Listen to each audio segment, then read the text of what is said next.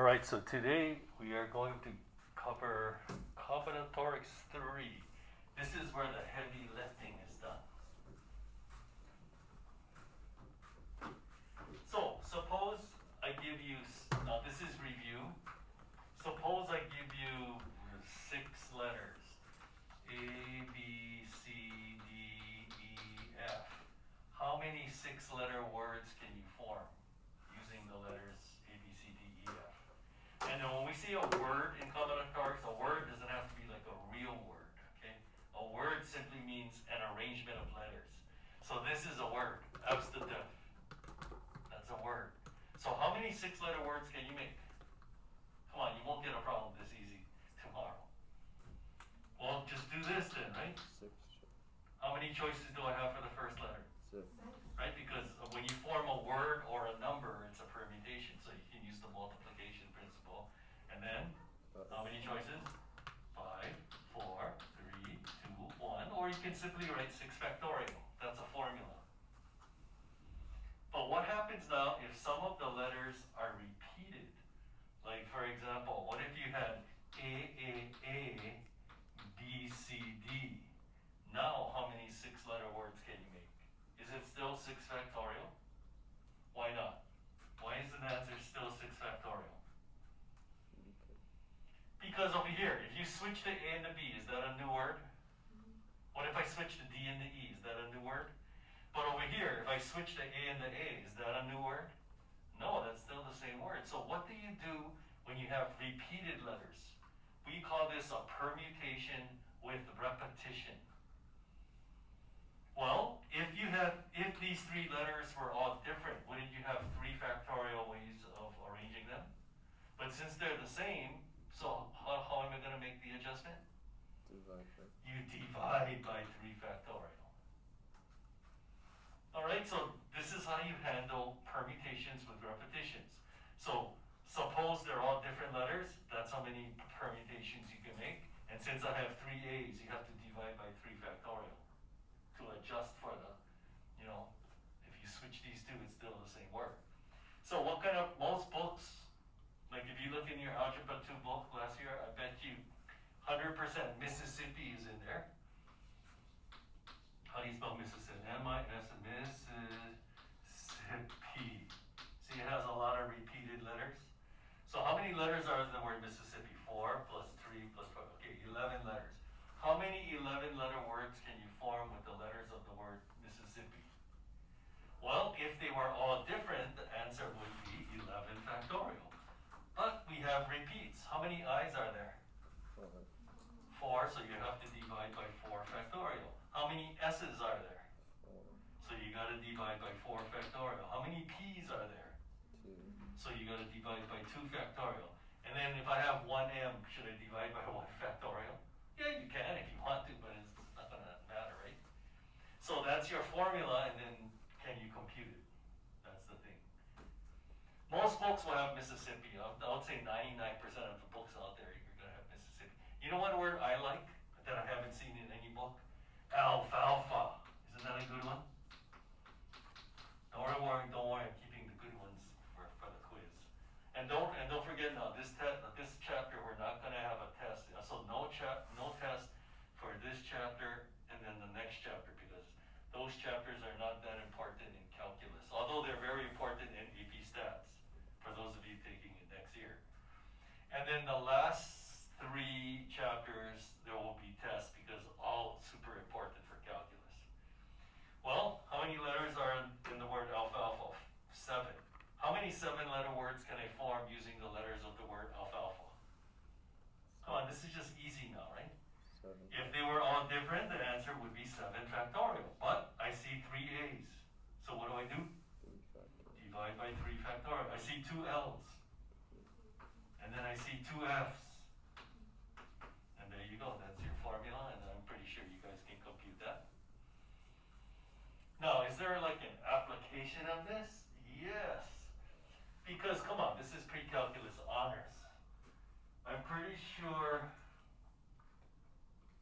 In fact, we just had a math meet. You know what word it came up at the math meet? Locomoco. Locomoco. That's a pretty good one, huh?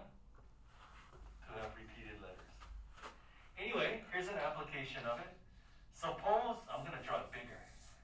Suppose this is a map, and you wanna get like maybe New York City or something like that. This is A and this is B, and then the map looks something like this. And we don't wanna make it too big, okay? So, you wanna get to A, from A to B in the fastest way possible. So that means you're only gonna either go east or south. How many different paths are there from A to B if you can only go east or south? Because we don't want to backtrack. Because if you could backtrack, there's an infinite number of ways, right? Okay, so how many different paths are there from A to B if you can only move east or south? How would you attack this problem? Now before, this is like 10 years ago, the pre-algebra teachers told me they gave students this problem. Did you get this problem in pre-algebra? Because you can do it like in elementary school knowledge. Here, this is the way you would do it if you were in like late elementary school or pre-algebra. How many paths are there from here to here? One, so put a 1 there. How many paths are there from here to here? One, so put a 1 there. How many paths are there from here to here? There's 2, because you could go east-south or you could go southeast, right? What about from here to here? 1, because the only way you can get from there to there is east-east, right? In fact, it's all 1s over here. 1, 1, 1, 1, correct? What about from here to here? How many paths are there? Huh? I heard 2 different answers. Well, you could go east, east, south, or you could go east, south, east, or you could go south, east, east. Wouldn't that be 3? And then what about here? Wouldn't it be the same thing, because this is like a 2 by 1 square, and that's a 2 by 1 square, right? Does anybody see a pattern? Okay, let's do a little more. How about from here to here? 4 up. Okay, that's correct. What about from here to here then? Wouldn't that be 4 also, right? Because that's a 4 by 1 square. What am I saying 4 by 1? It's a 3 by 1 square and a 3 by 1 square. What about here? 5. No. It's 6. Because you can go east, east, south, south. East, south, east, south. East, south, south, east. East, what am I even saying? It's not even east. Southeast, southeast, south, south, east, east. Isn't that 6? Are they countable? Anyway, there's 6. Does anybody see the pattern now? I'll give you a hint. We learned it during the binomial theorem. This is Planck's triangle. Pascal. This is Pascal's triangle, except it's like at an angle like this. See? You turn your head. Hey, that's Pascal's triangle. Remember how Pascal's triangle works? Oh boy. Okay, how do you get the number of, like, okay, if you have 3 and 3, you add the 2 numbers to get the number below it, right? So, all you have to do, that's the pattern here. So you just gotta keep on filling in Pascal's triangle till you get there. Okay, here, let the fun begin. So what is this? 5, 4 plus 6, 6 plus 4, or 1, and then 1 plus 5, 10, 5 plus 10, 10 plus 10. Mr. Park, this is so long.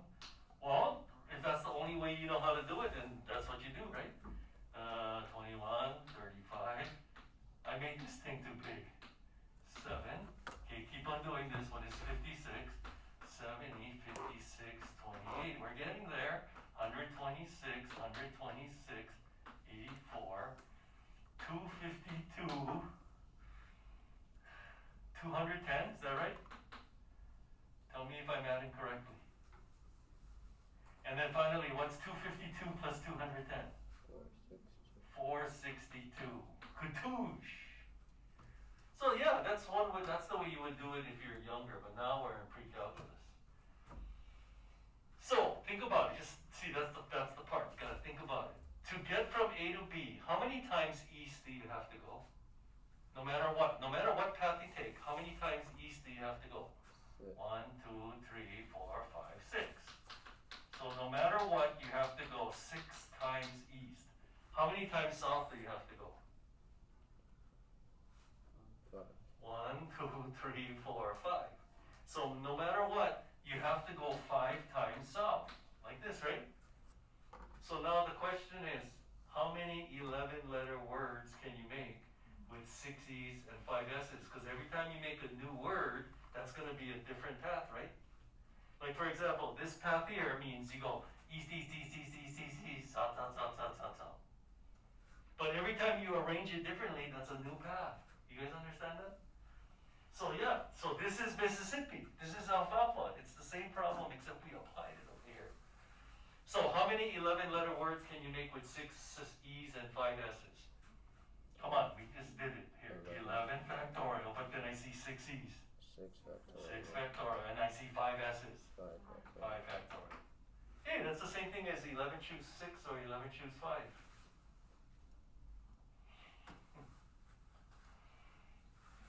So yes, you see that problem number 2? That's what it is. Oh no, I did Mississippi for you. Look, I see Mississippi up there. Why did I do that? I should have done other classes. I'm going to do local moco then. Why am I doing the same problem you're going to get for homework? That's not going to help. Okay, so that's how you do number 2. This thing right here. Look at number 3. How many ways can you place 8 identical balls into 3 boxes? Now the key to this problem is the balls have to be identical now. It's not like you have different colored balls. These are like all balls of the same color, like all white. You can't tell them apart. Okay, so that's 8 and 3. Let's change the numbers.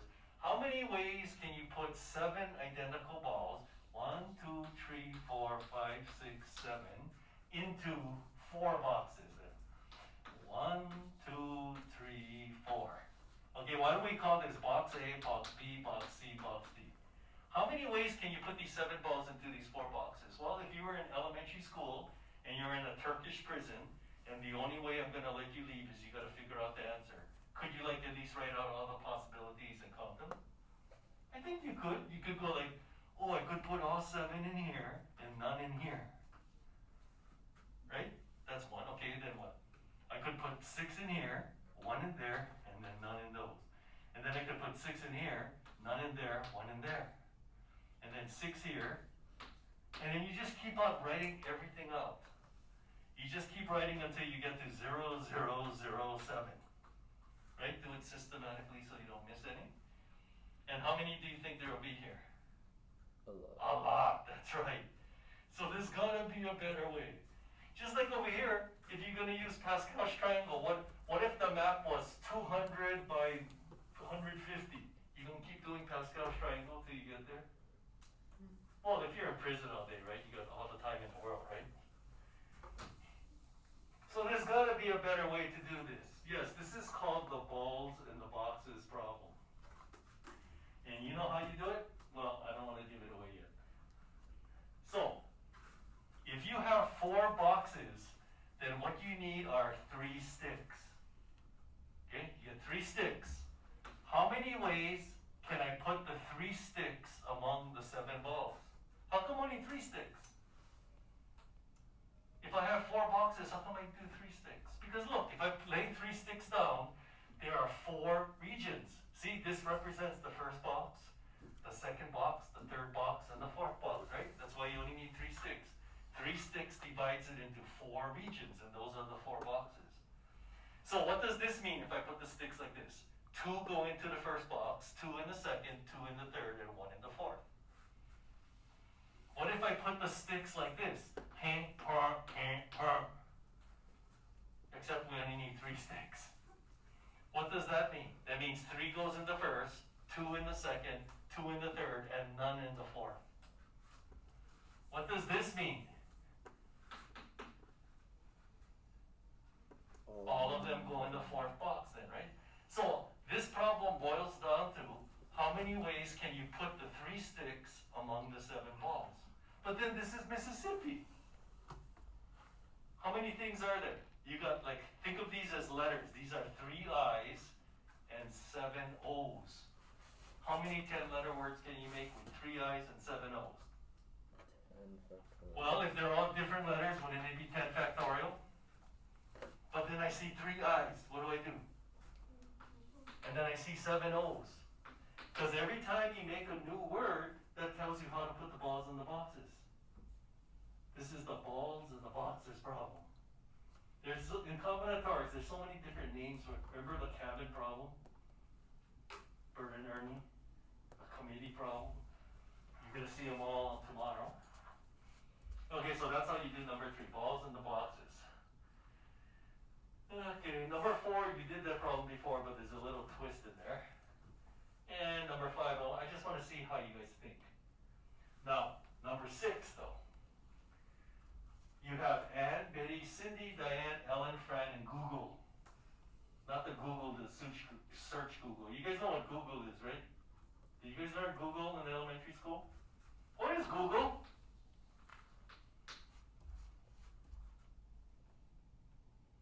I guess I have to call on people. Contrad, what is Google? What do you mean no?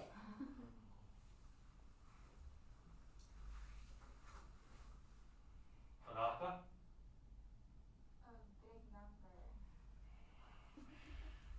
Liu? No? Higa? It's a 1 followed by how many zeros? 100. There you go. A 1 followed by 100 zeros. That's what a Google is. That's why you would name your daughter Google, right? Because it's a big number. And then what do you call a 1 followed by a Google of zeros? Googleplex. Really? You guys never heard this? That would be a great name for a son or daughter. Googleplex. Clean your room right now. Anyway, why am I talking about that? Because the name was Google. At least name your pet. In fact, the next time we get a pet, he or she's going to be named Google. That's a great name. No, because a lot of people, when they hear it, they're going to say, oh, you named it after the search engine. No, we named it after 1 followed by 100 zeros. And then you can educate people that way. So how many people again? The last count. There are 7 people. Okay, let's say we have 8 people. Alfredo, Bernardo, Carlos Diego, Eduardo, Fuego, Guapo, Hidalgo. Okay, here are 8 people. Now we know how many ways are there that you can arrange them in a row of 8 seats. Come on, this is going to be on the quiz. How many ways can you arrange 8 people in a row of 8 seats? Come on, give me the formula. 8 factorial. Okay, but now we're going to arrange them around a circular table now. That's what this is. We call this a circular permutation. So instead of arranging them in a row, we're going to arrange them around a circular table. Okay, so 1, 2, 3, 4, 5, 6, 7, 8. Because look, if they're all in a row, you would just do this, right? 1, 2, 3, 4, 5, 6, 7, 8. I have 8 choices, then 7, 6, 5, 4, 3, 2, 1. That's 8 factorial. Is it going to be the same for a circular permutation? Like if they're in a row or around a circular table, is it the same answer? No, it can't be. You know why? Because, okay, let's say Alfredo, Bernardo, Carlos, Diego, Eduardo. You know what? Why am I doing that? Just do this. Let me ask you this. If these 8 people are sitting down in a row, is that 8? No, that's because they did this. Okay, now, what if everybody got up and moved 1 to the right, and Hidalgo comes all the way to the front? Is that a new permutation? Yeah, that's a new permutation. It's right. But if everybody's around a circular table, what if everybody stands up and then rotates 1 seat counterclockwise? Is that a new permutation? No, it's the same, because when the waiter walks around the table, he or she encounters them in the same order. So it's going to be less. So how do you do this? Well, the trick, it's not really a trick, but the technique is you fix 1 person. So pick any person. Diego. You fix him right here. You must sit here, Diego. This takes care of the rotations, that's why. So if Diego sits here, how many choices do you have for this seat? 7. And then now? 6, 5, 4, 3, 2, 1. Hey, that's 7 factorial. Compared to this one, which is 8 factorial. Do you see a pattern here? Well, this is only one thing. Do you see how this works? So let me ask you this. If you have n people, how many ways can you arrange them around a circular table? What do you think the formula is going to be? N minus 1 factorial. That's because you have to select one of those persons and fix them. Once you set them at a certain position, then that's why you only have N minus 1 left, right? So it's easier just to remember this. But do you really think, since this is honors, like this is just pre-cal regular, probably on the quiz, not on this quiz, but the next quiz, you're going to say, how many ways can you arrange 10 people around a circular table? The answer would be 9 factorial. Come on. What you're going to get the prom problem or some kind of variation on that. Okay, here's do they still have proms in high school? Well, without COVID. If you didn't have COVID, would we have a prom? Really? We still have those things? Man, we're in the dark ages. Okay, now normally at a prom, you go to a hotel, and in the hotel banquet rooms, don't they have a circular table? Where when you get married, you go to a wedding reception or something. And normally they have 10 seats around the circular table. 1, 2, 3, 4, 5, 6, 7, 8, 9, 10. This is called the prom problem. Okay, how many ways can you arrange 10 people around a circular table? 9 factorial. Okay, but when you go to a prom, do you just sit anywhere you want, or do you want to sit next to your date? So you invite somebody to the prom and say, oh, you know what, can you sit over there? No, you want them to sit next to you. So now the question becomes, how many ways can you arrange 10 people around a circular table if each couple, you gotta assume there's 5 couples then, yeah? If each couple has to sit next to each other? How do you do it? Anybody have any ideas? Or this is period 1, nobody's gonna speak up. Look, if people have to sit next to each other, then instead of making 2 individual seats, you make a bench. Because they have to sit together. So instead of making 2 individual seats, make a bench. Or if you want to, you can call it a love bench or whatever you want to, okay? So how many benches do I need? 5. I need 5 benches, 1 for each. So 1, 2, 3, 4, 5. You have 5 benches around a circular table. So you have 5 benches. How many ways can I arrange 5 benches around a circular table? 4 factorial, right? That's just what we learned, 4 factorial. But on this bench, you got 2 people. How many ways can 2 people be arranged in a row? 2 factorial. What about this bench? 2 factorial. What about that bench? 2 factorial. What about that bench? 2 factorial. And then what about that bench? 2 factorial. And that's your answer. And you write that formula down, you get 3 out of 4 points, and then can you compute it? We'll find out, yeah? So you're gonna ask, well, Mr. Park, how can you even change this into a more challenging problem? Well, I can't make it more challenging. All I can do is, okay, what if, how many ways can you arrange 10 people around a circular table if, we're gonna add Iguana and Jose then, yeah? What if, these 3 have to sit next to each other, these 2 have to sit next to each other, and those 3 have to sit next to each other? Why don't we just do that problem right there?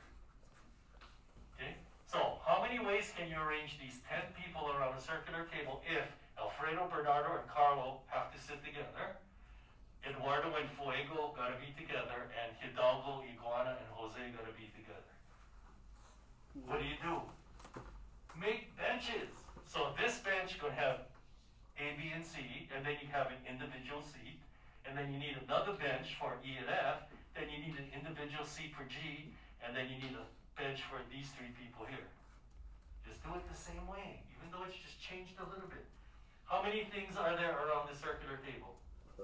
5. How many ways can you arrange 5 things around a circular table? 4 factorial. But on this bench, you got 3 people, so what do? You multiply by 3 factorial, because that's how many ways they can be arranged. This one only has 1 person, so you multiply by 1 factorial. That doesn't do anything. This one got 2 people. How many ways can they be arranged? 2. This one only has 1 person, and this one has 3 people. There you go. It's just a variation of the prom problem. You can bet your baby this will be on the second quiz. I don't think it's going to be harder than that either. And then number 7. I'm not going to show you how to do it. I'm just going to show you what the problem is, because every year the students go, what do you even mean by this? So here is a checkerboard. Gotta make sure it's on the video. Here is a checkerboard. You guys know what a checkerboard is? Okay.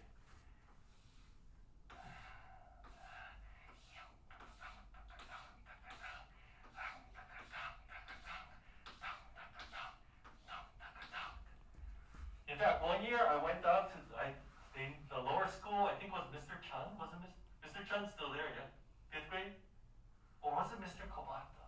Anyway, they needed a substitute teacher after lunch, and then I wasn't teaching any classes, so I said I'll go. And so I went over there, and I forget what they were learning. This easy stuff. They said, Mr. Park, this is easy. Oh yeah, you think you're good? So I gave them this problem, because you can do this when you're in elementary school. How many? This was like 15 years ago, so it was a long time ago. How many rectangles are there on an 8x8 checkerboard? How many rectangles are there? Like, well, if you're in elementary school, when did you look at all the cases and content? How many 1x1 rectangles are there here? 64. 64.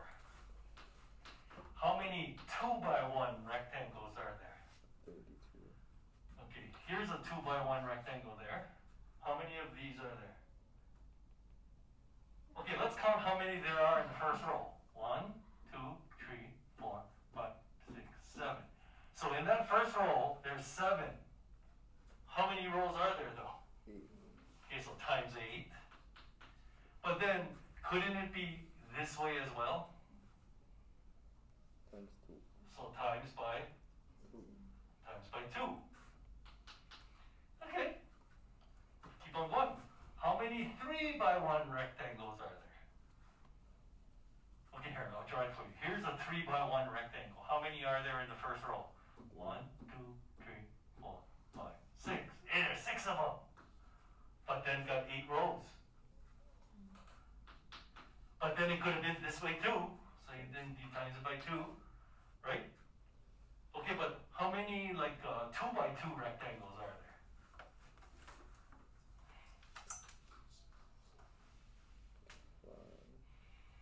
1, 2, 3, 4, 5, 6, 7. 7. But then 1, 2, 3, 4, 5, 6, 7 times 7 then? And then do I times it by 2? No. No, because 2 by 2 is the same thing as 2 by 2. You switch it, you can't get it.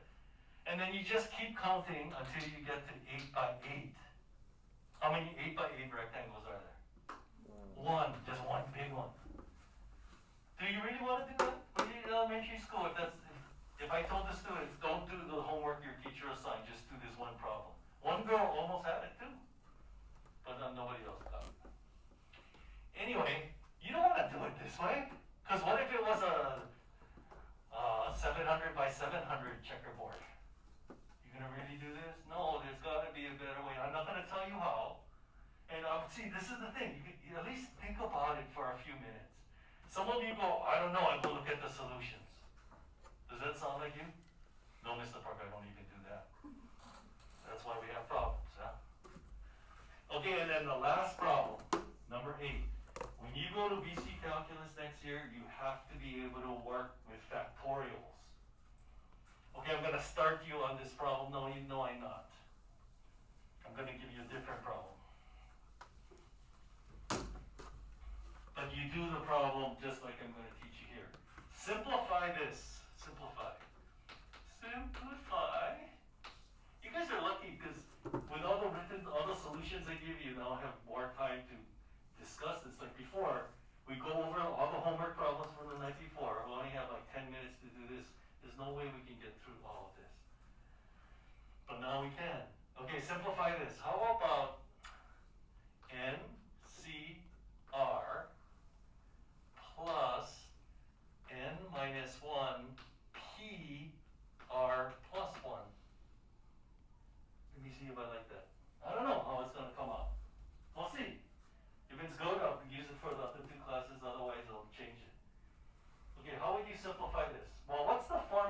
NCR? You guys better know this.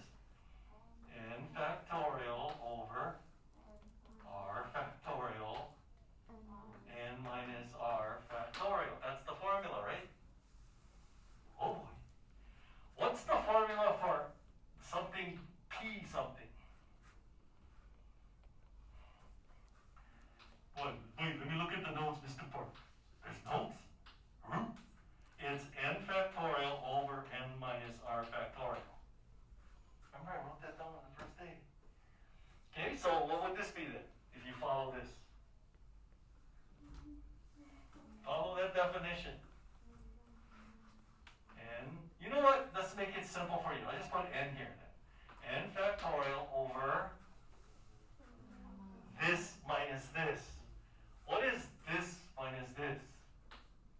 What is this minus this? N minus R minus 1. How come? How come that's a minus? Because you got to distribute it. Look. So, are we going to really get stuck on that? What's the definition? It's this factorial over this minus that factorial. You got to distribute that minus sign. Because otherwise you know what's going to happen, right? Fatal error. Okay, simplify this now. Because like I said, when you go to BC Calculus, you got to be able to work with factorials. How do you add fractions? You make the least common denominator. Now, what is the least common denominator for these two things here?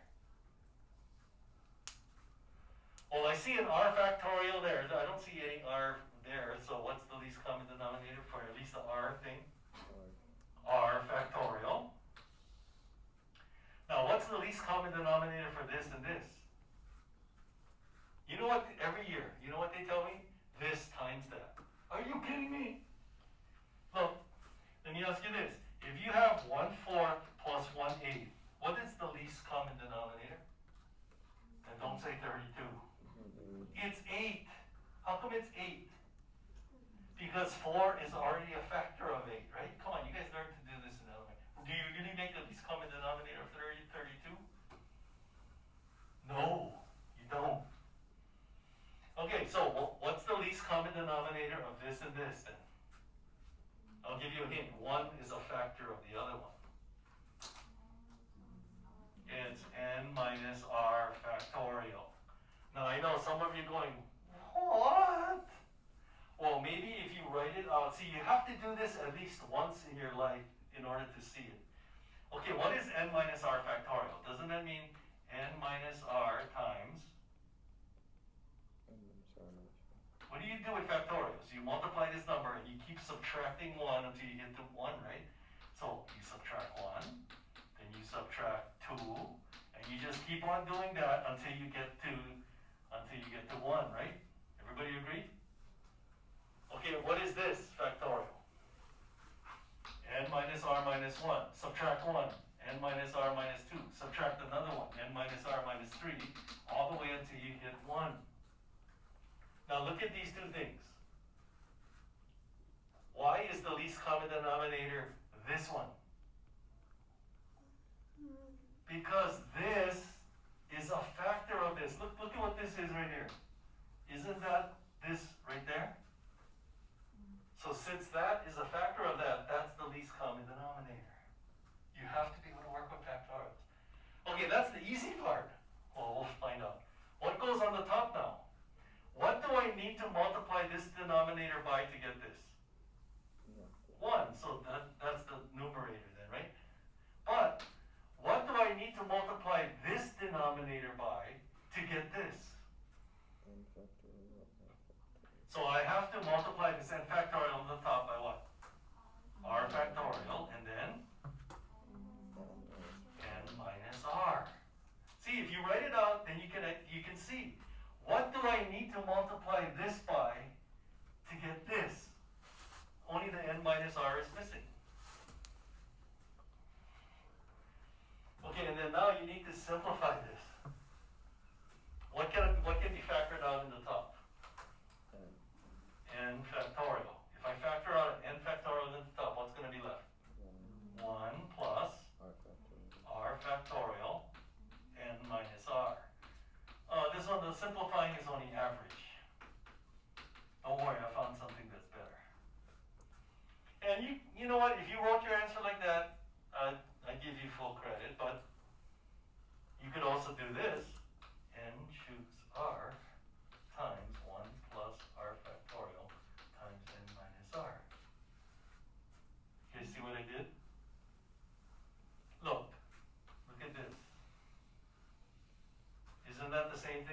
n choose r?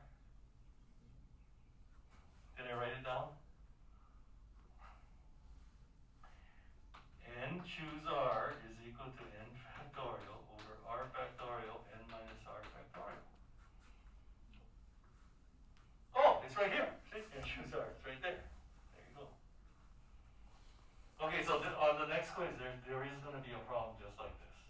So you gotta be able to know the definitions, make a least common denominator, and then simplify it. But that means you have to be able to work with factorials. So that's why number 8 is a really good problem, and please do not look at the solutions until you try it. Because there is a shortcut way for that particular problem, but the one I'm going to give you is not going to have a shortcut. So if you only learn the shortcut, there's no, maybe a miracle you could do it on the test, or the quiz rather. Okay, any questions on any of this? This is the last of the lectures. So combinatorics 4 is simply a practice test. Yep, so there'll be no lesson tomorrow. Okay, no questions? Okay, how much time do we have? We have time to play the game? Yeah, we do. Okay, let me shut this down.